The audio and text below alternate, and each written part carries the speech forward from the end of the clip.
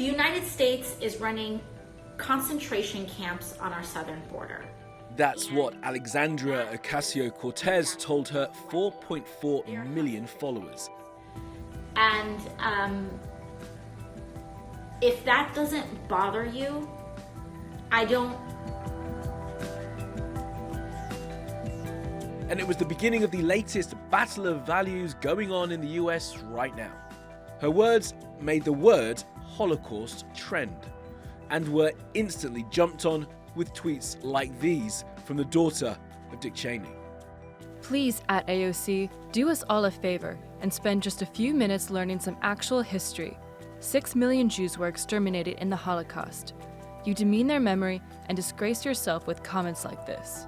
Now, a knowledge of history with a respect for language is needed in this debate. First, the history. The first use of the term concentration camp appears to have been during the Spanish-American War of 1898, with Cubans held in camps by the Spanish. Concentration camps were then used by the British to hold Boers during the Second Boer War in 1900. They were used by the US to hold Japanese citizens and by Nazi Germany's to kill Jews during World War II. Now, the language.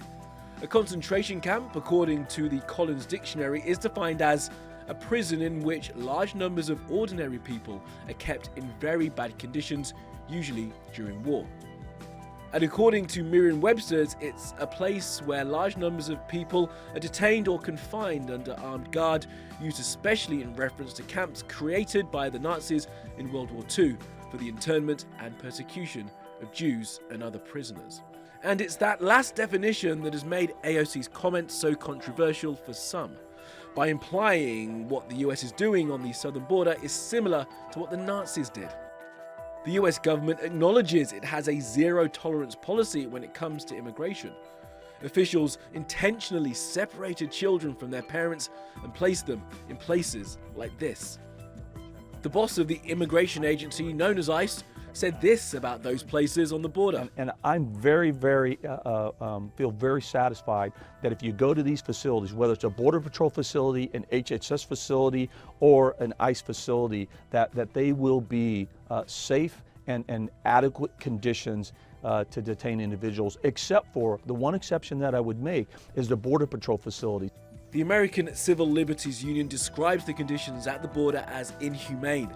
People are kept without trial in what's being called harsh conditions. Amnesty International say the US policy at the border puts people's lives in danger. The question is, do these descriptions meet the definition of a concentration camp?